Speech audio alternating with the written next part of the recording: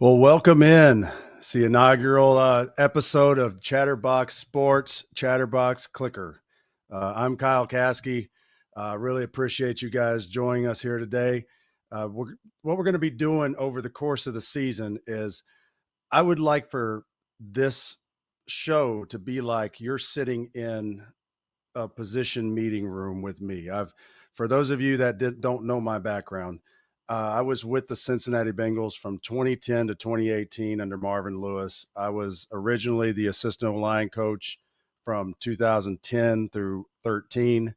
And then when Hugh Jackson became the coordinator, I took over as the running back coach. And then I finished out through Coach Lewis's time in 2018 as the running backs coach. And then went to the Detroit Lions for 2 seasons under Matt Patricia. I was there 19 and 20. And then I spent the 21 season in Jacksonville with the Jaguars. So that's a little background on me.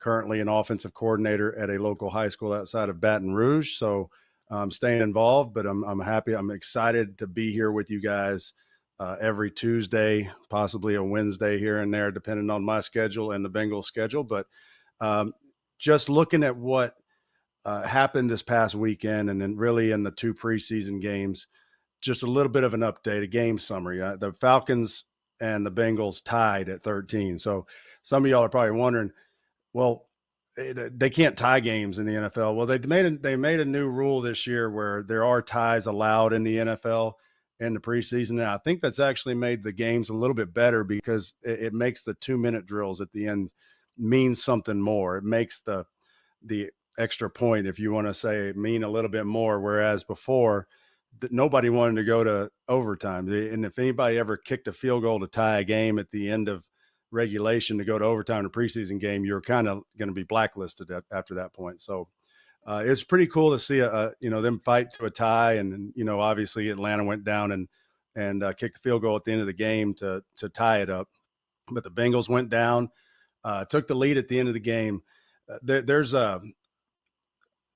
There's a lot of good things that are happening with a lot of the kind of back end guys, if you want to say, for this roster, or even guys who maybe are going to be playing, but yet have to kind of work their way up. A guy like Chase Brown, I'm really intrigued by this kid. I didn't know a whole lot about him, to be honest with you. I knew who he was, but I didn't really know what he was about. And it's really exciting to see what this kid has done. So we'll get into that later.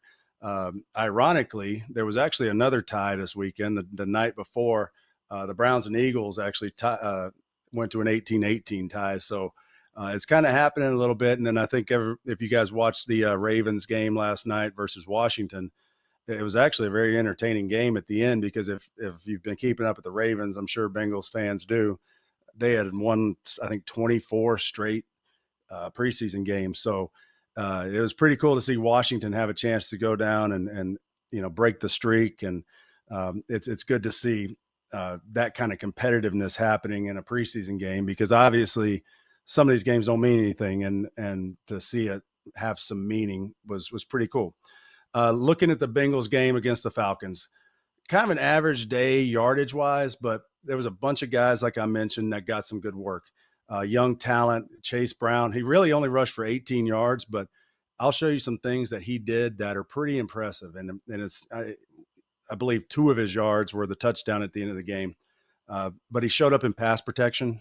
And for a rookie to do some of the things he's doing in pass protection, it's really a step in the right direction for what the Bengals are trying to do. Defensively, which I'm going to go into first, I thought they played overall pretty well. And the starters played a little bit there at the beginning. And I'll show you some things that, I really, saw from them that looks like they're going in the right direction, like they have been recently. I think Lou Anarumo does a great job with putting together the scheme. I don't think they do anything too crazy. They're just good at what they do. And, as they get further into the season, some of their exotic packages will show up later. But in these preseason games, they were pretty, just generic. But it was good to see some of the starters out there, and the gap control and runs. I'm going to show you all some things here coming up. So actually, why don't we go ahead and jump into this? So right here. So we're talking about with Atlanta. Atlanta's well known as a a wide zone team, an outside zone team. Arthur Smith comes from Tennessee, which was obviously he was with Derrick Henry. And I think everybody understands Derrick Henry is the outside zones. Now, I want you to watch all this movement that these tight ends are doing. So they're going to move over here, move back, and he's going to move over here. And it's what they're trying to do is they're trying to mess with the front of the defense. So they know they're going to set their defense in a certain position based on who these two tight ends are. This is Kyle Pitts right here. So he's a pass catching tight end. I'm not sure who this tight end is, but he ends up back over here.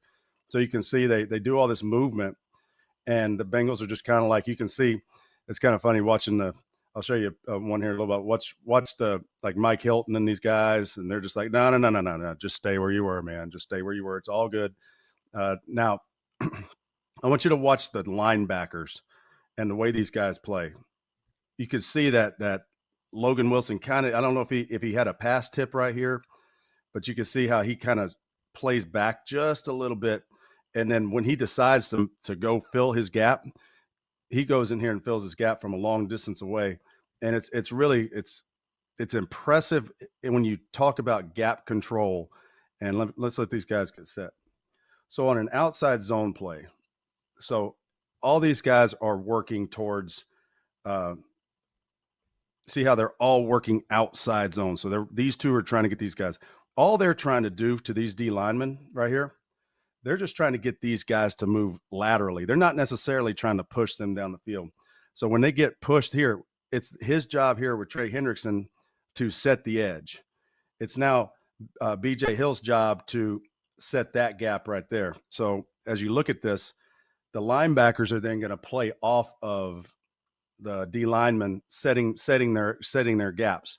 So he's got to play in here. He's got to play in here, so forth and so on. And you'll see how they fit in there. Boom. They fit there. They fit there. There's BJ Hill. There's Trey Hendrickson holding his edge. Now, this is Bijan Robinson. So I think everybody knows the type of running back he is. And these are Atlanta starters. So this is a good look at the type of player right here that you got in BJ Hill. I think when you've got defensive linemen that can, number one, hold their gaps, number two, really just cause havoc up front, that allows your linebackers, and the two linebackers that are playing here, Logan Wilson and Jermaine Pratt, those guys are fast flow, get downhill, fill your gap type of guys that can also cover. So being that the D-line's doing that for them is pretty impressive, actually. So, again, Bijan Robinson, I'll get into it, the next clip here, and I want you to watch the fast flow fits. It's kind of fun to watch it from the sideline angle because the end zone angle is, it shows it even more. But you watch these guys fill into these gaps here, and it's pretty impressive how fast they get in there. And the other impressive thing that if you're just a casual observer of football, obviously you've got fly motion. These guys are going to end up blocking the way they block. So what are you trying to get done defensively if you're just playing static football? You're trying to make sure you have gap control. And again, the gaps that these guys take and cancel out, these guys have to fill into the other gaps. So it's pretty impressive how fast those guys filled in there. So if you see this from the end zone, and again, this is a good running team. This is a good, outside zone running team, put it that way. So as you watch this from the end zone, it's kind of the same idea you just saw, whereas they're trying to get lateral movement here, and they can't even get to the linebacker to keep him from getting into that gap. As a running back coach, I can tell you right now, any kind of run through or penetration that these guys can cause, even if it's just in their own gap, that causes issues for the running back. Because where's the running back got to go? When you're running an outside zone play like this, it's called outside zone. Some people call it wide zone. I know Frank Pollock, that's what the Bengals calls it, wide zone. He doesn't call it outside zone. But really, he's trying to push here and then cut up. If there was an O-line coach named Alex Gibbs, was with the Redskins, was with the Broncos. He's the guy who really pushed forward with the outside zone mentality. But as you look here, they're really trying to go 5 hard steps as the back, and then that's where you make your cut. You either take it around as a bounce read, you take it here and you get a, cut up, and then sometimes you get a slight cut back. The problem with outside zone, you don't want to cut it back. People always say, oh, what about the cutback? Because I want you to watch who's not blocked here. Who's blocking this guy? So as you think about this, well, they're just not blocking Sam Hubbard. This is true. But they're running here. The quarterback is then going to nake it out if you watch this.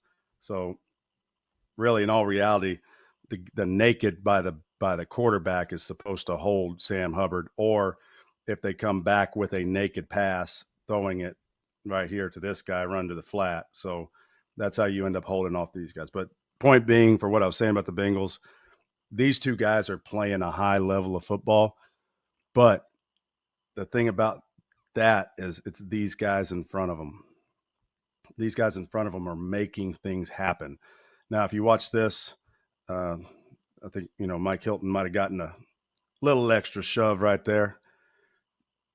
I mean, sometimes, we always told the linemen and everybody, you always got to get that last shove in. I mean, but come on, man, you're picking on a dude half your size, literally half your size. So, is what it is. But now I want you to watch the play here. Now that there's a rule in as a running back or a running back coach, you always tell the running backs, we will get you to run on a corner, and that's okay. We would rather you run on a cornerback, because why do we want you to run on a quarterback? Because really, in all reality, corners don't get paid to tackle. They get paid to intercept and cover. And that's a mentality. Not all of them are going to say that. I get it. But we always say, okay, we'd rather you, instead of on a safety or a linebacker, we would rather have you on a corner. Now, as you watch this play develop here, so this is kind of fun too. I was talking a little while ago about when they motioned those tight ends, and then Mike Hilton told them to stay. Now they motion the guy here. Now watch all the movement that happens right here. That's pretty impressive. I mean, it's pretty impressive for the fact that they actually got reset in time to go ahead and get the play run. So these plays here, I'll go to the end zone so you can see this. So you got 3 tight ends here. So really, in all reality, this is a big time running set for most teams. And this play that they're running is called duo. So it's double teams everywhere you can get a double team, working up to the linebackers. And really, right here, they've got it pretty well blocked. And then if you watch when Bijan Robinson comes here, that's a pretty good size hole. Now, who has to fill this hole? Now, the linebacker actually fell off, which kind of, yes, he is filling that hole, but at the same time, really, he's got to fill in here. And I believe that's Cam Taylor-Britt. And it's pretty impressive with this tackle that he makes. Boom. And not a whole lot of corners are making tackles that physical on a guy that is like Bijan Robinson, a guy that's a big back, a guy that is supposed to be the next thing. So, and obviously a high pick in the draft. So just the fact that those guys, not only are the rest of the guys being physical up front, but really the cornerbacks are sitting in there and doing their part too. Now this was kind of an interesting play, because I don't want to come across as any kind of I want y'all to understand I'm trying to be just honest with what happened here. So this was an interception that happened. Now what are they trying to do? All right, what are they trying to do? They're trying to they know they're probably getting man coverage. So if you watch here, the Falcons are running the guy over. So you got man coverage running over, and so they're trying to it's like a rub play here. He's going to come out and come back under. This is actually a pretty good coverage by Mike Hilton right here. And what you'll see is now he might have hit him a little early. Okay. I know the chat's not going to like that, but might have hit him a little early, but it didn't get called. So does it count? Yeah. It didn't get called. So point being, I want you to watch this. This is Joseph Asai. I believe I'm saying that right. So what's happening here is they're actually dropping 8. So what does dropping 8 mean? If you look here, you got 11 guys on defense. They're going to end up rushing 3 guys, and they're dropping an end back here kind of in the hole. Now he's just he's looking for crossers. He may be spying the quarterback right here, which it kind of looks like he's doing. See, his eyes are on the quarterback because obviously they've got some running quarterbacks in Atlanta. But I want you to watch him. So ball's tipped in the air. This is a pretty good play by the kid to come over here. Now, he ain't going to get very far, obviously, when, D linemen trying to outrun skill guys. Now, here's what's funny. Watch Coach Arthur Smith here. That's Arthur Smith right here. He is moving down the sideline. He's like, no, obviously you're not really supposed to pass. You can see it back here. There's a line right here. You're really not supposed to go past the 25, but head coaches get away with a little bit of stuff every once in a while. But you can see this from the back end view, and you see how he drops back, and then he's here in the middle of the field. He's inside the hash right here, and the ball is already tipped in the air. You can see his eyes going up. So he's on the hash, and the fact that he got all the way over there, picked it off, didn't get so good play by I believe that was Mike Hilton. Didn't get called for DPI. Upset the opposing coach. I don't know what else you kind of want from as you can see here, you upset the opposing coach, and you kind of put your team into a situation where, hey, you got to get them a little out of whack, which is always fun to do if you're the opposing team. Looking here now, we got I called this a gifted sack. Okay. And this wasn't because it was like gifted and talented. This sack they ended up giving it to Jalen Davis. All right. But I want you to watch who actually gets this sack. And it's crazy how stats work, because everybody, obviously the left tackle just totally whiffed here, but so he's going to whiff. Joseph Asai's going to come in here. He's going to end up getting basically causing the sack right here. So, but here's the thing, the back's blocking 35 right here, but he kind of kept his feet, and then all he had to do, this was kind of like the I believe it was Michael Strahan when he sacked Brett Favre, when he sacked Brett Favre and he just kind of fell on him. That's so point being, I think we preseason stats don't count, but Asai here got a sack here that he's not getting credit for, and I get it. He should have tackled him, but you can see he's not. I don't think he's upset about it here, but it's just one of those, like, come on, man. Like, you can see kind of, it's like, come on, man. I had it, and 35 gets up and is like, hey man, thanks, appreciate you. Now this is kind of fun to watch. This is the last clip I got of the defense from this game, because I didn't get into the later clips of it, but these are some of the players here. This is number 56 is Raymond Johnson III. 93 is Jeff Gunter. I believe Gunter was a late round draft pick a couple years ago. So the draft picks for the Bengals, even when I was there, that's how this team was built, and it's pretty cool to see that they're still doing it that way. I know they do have some free agents that they brought in, but as you watch here, you always hear people say, "Hey, meet me at the quarterback. Meet me at the quarterback." And this is a true meet me at the quarterback. I kind of feel bad for my man number 4 here. And really, this is just they're setting on them, and then they both just make that kind of, like, he goes with the underneath move, and really this guy just tripped on his own guy, it looks like. And then that's a position you don't want to be in as a quarterback. That's also a position you don't want to be in as an assistant coach on this team, that when your quarterback's getting hit like this.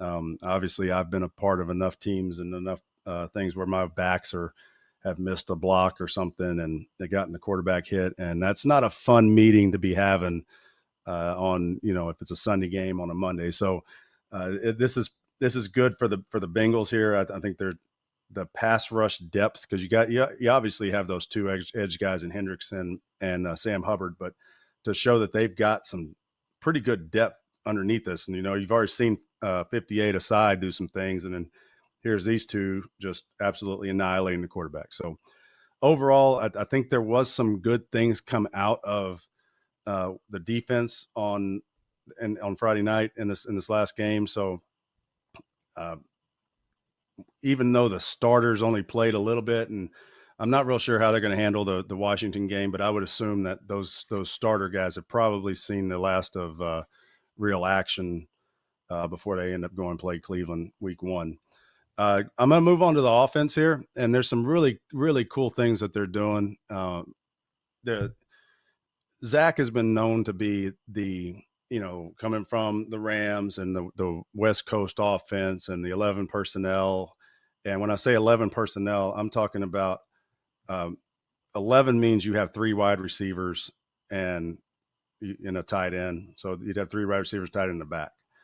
Right now they're in 12 personnel. So 12 means you have 1 back, 2 tight ends, and 2 receivers. So they haven't been real, known for 12 personnel, but they do have some things showing up with these personnel groupings. This fly motion, I really like it. It's part of my package in the offense I'm calling.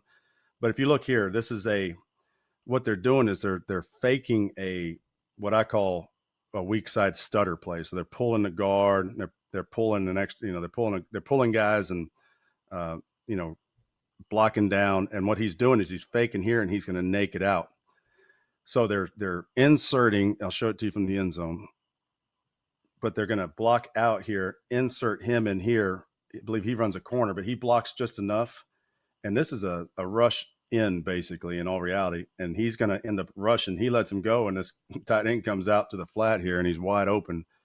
And it's a pretty cool little wrinkle here for what they're doing. So if they can start integrating a lot of this 12 personnel, like the 2 tight here, that's a big time run type of formation or personnel grouping. And when you get Mixon back here in the backfield and he starts, hitting it up in the middle, running duo and all these different plays that you can do out of these sets, it's really cool to see that they have some things built out of, like I said, creating a naked out of that. That was pulling guys and running nakeds. A lot of people think nakeds are just you run an outside zone a certain direction. Like right here, people think nakeds, you're always running outside zone, faking here, and then he boots out. But people are starting to pull people, and it's working really well. This was a big play brought back by OPI. So what I'm going to do, I'm going to show you 2 plays. I'm going to show you this play because this play had an OPI called on it, and the next play didn't. And both of them could work, and you just got to kind of look at how it's done. So what this play is trying to get done, okay, I don't know what his exact thing is, but he's supposed to be running at him and then run up the field, most likely. And he's going to kind of stutter his feet and come underneath. And what's happening is here, when this receiver runs in here, he ends up almost just blocking this defensive back. Now, there is a rule in the NFL. You can block within a yard of the line of scrimmage, but the line of scrimmage right here is the 27-yard line. I believe when he makes contact, he's closer to the 30. So you can see how he actually hits him with his shoulder. So yeah, that's not the way to do it. I'll show you the way to do it. But these I believe these are both rookies right here. Shedrick Jackson from Auburn and Charlie Jones from Purdue. So you got 2 rookies here who probably, aren't getting the playing time yet, but they're working their way up. But again, he should just run kind of through him and then keep running his route. And then when he does that and comes underneath, you can see how it would, even if he just kept running, the guy covering him and the 2 guys basically are picked off by 1. And then you can see it's a huge play.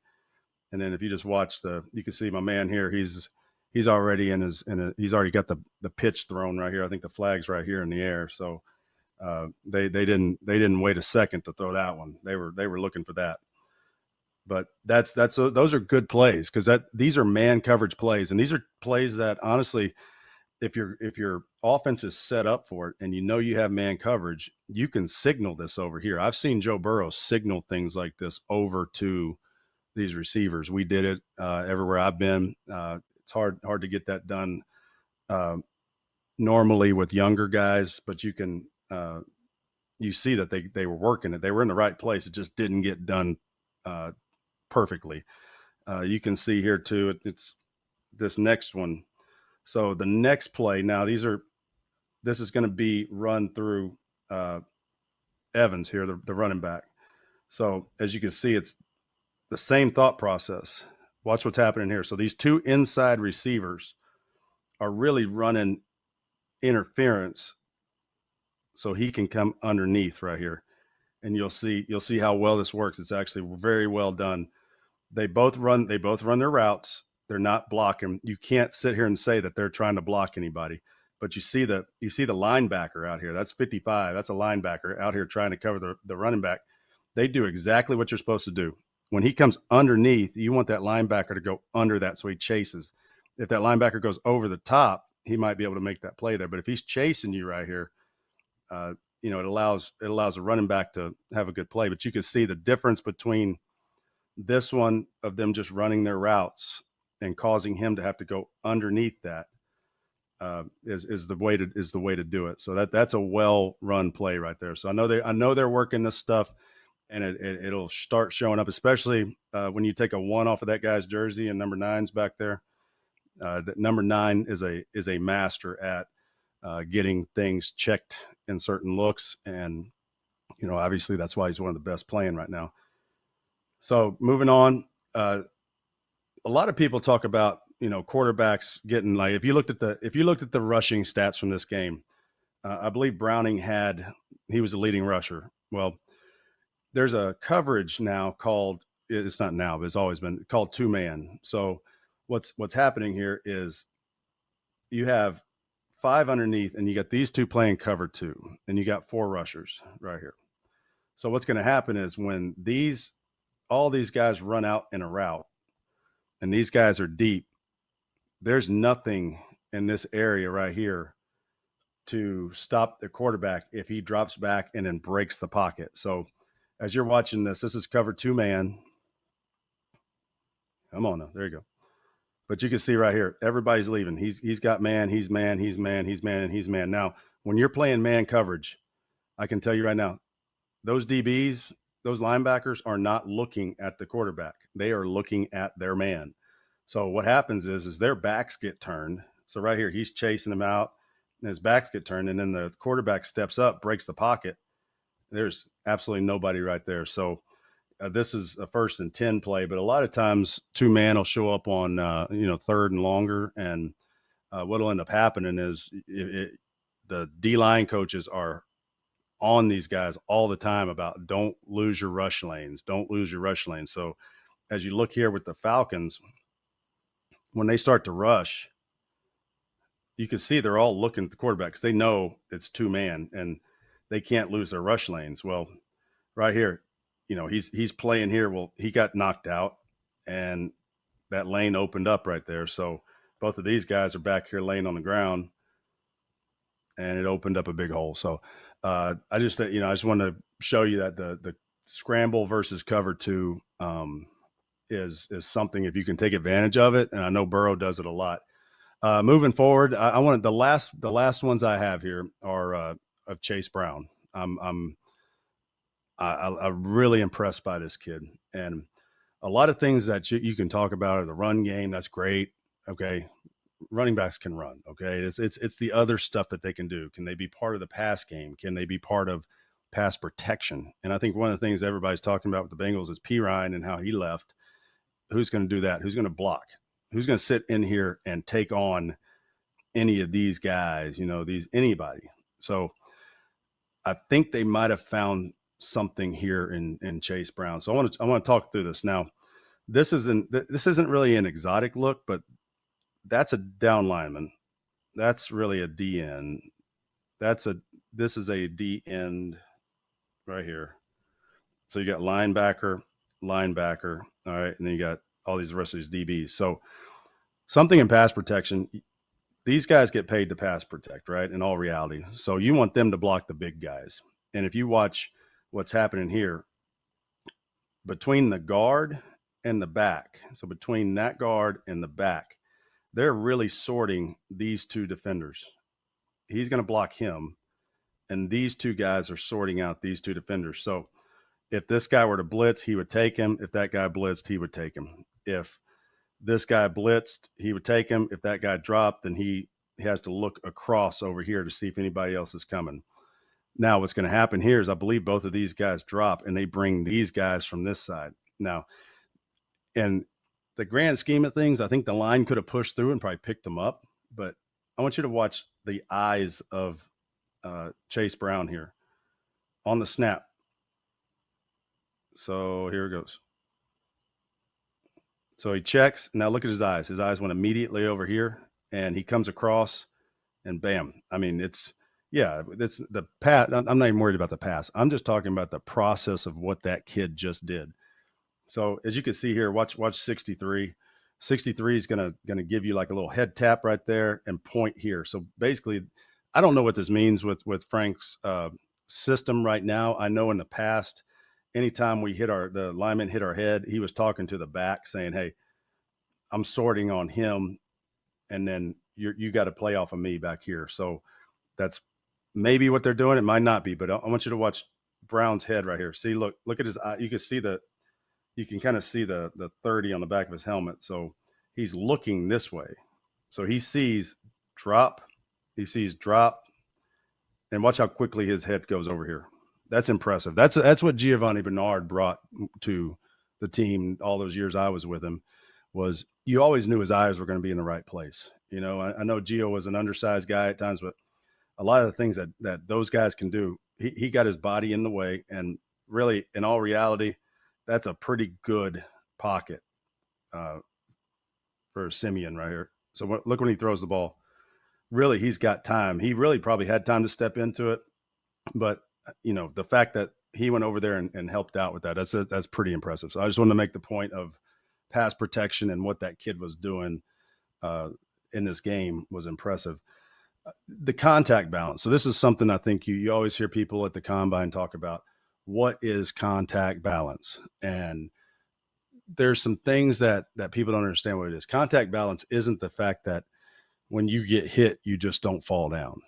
It's all about, can you get your balance back after you've been hit? You know, it's not that you didn't fall down or whatever. There's some guys just barrel through things.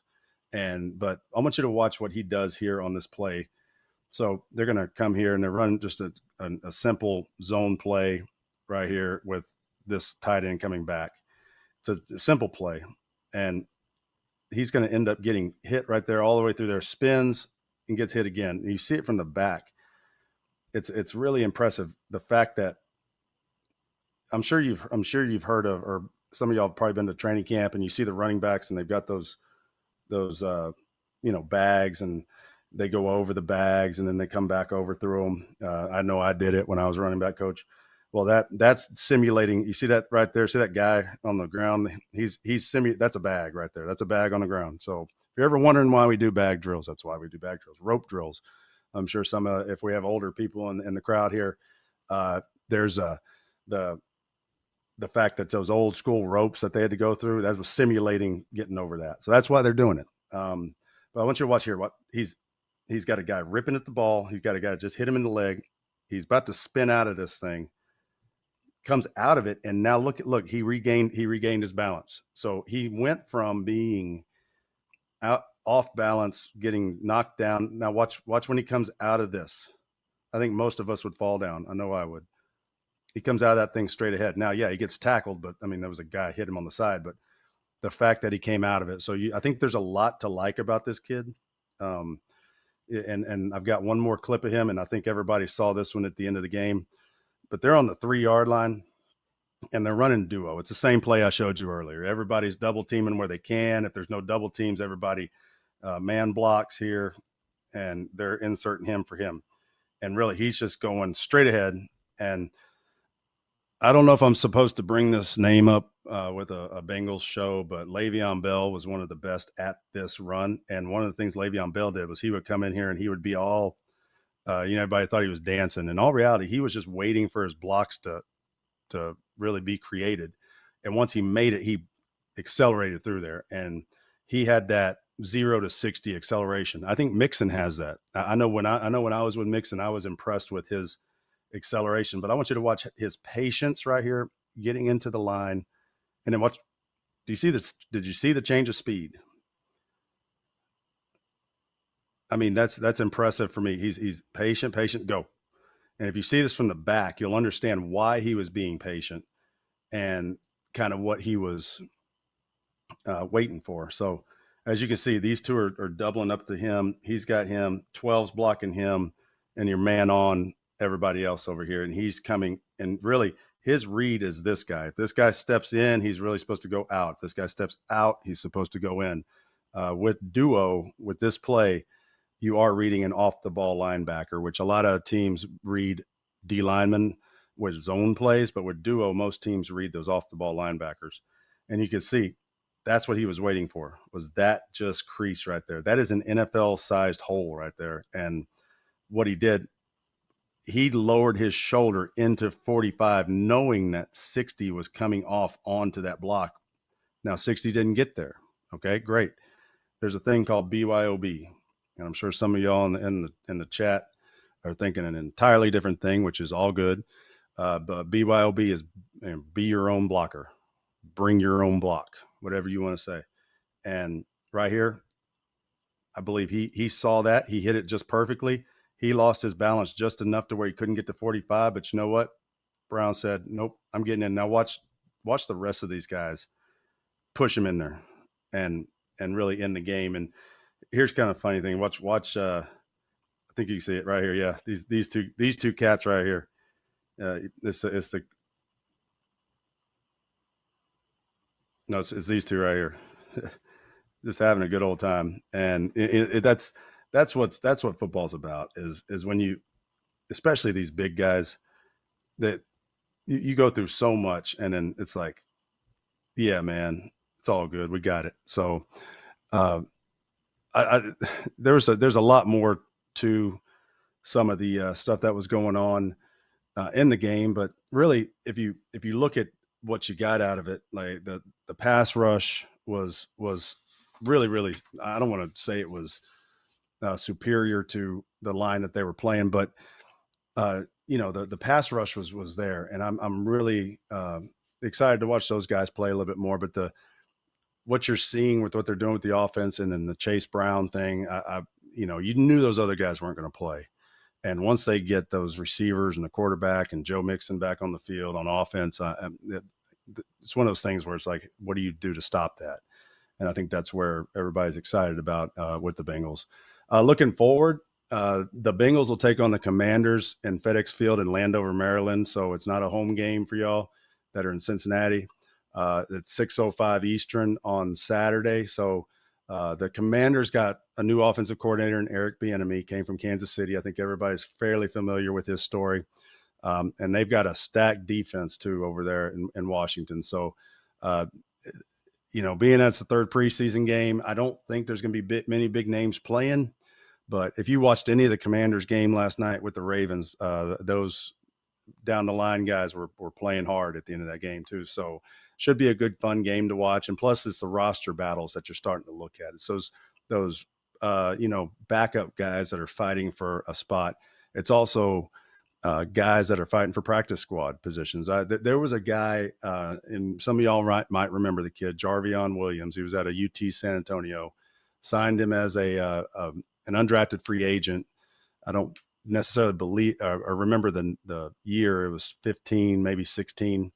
But we always played the Colts last in the fourth preseason game, back when there were 4 preseason games. And we went over there and we knew we weren't playing anybody. So Jarvion started, and really it was him and a fullback that we had that were the only 2 running backs up for the game. So we were taking a chance there if something was going to go on. But Jarvion ended up rushing for 130 yards and had a really, really good game, and ended up making the team. And he make practice squad, and he actually got on the 53-man roster at the end of the year. So these games can, some guys can pop and make the team that really weren't maybe in the mix for making the team. So going forward too, next week's show is going to be a little rundown of the Commanders game, but I think we'll dig into the decisions, because by the time we air the show next Tuesday, I believe the most of the roster decisions will be made, so we can kind of dig into that and look a little bit towards Cleveland. And see what's going up, what's going to be going on with them. Obviously, I think everybody knows the type of talent they have on that team.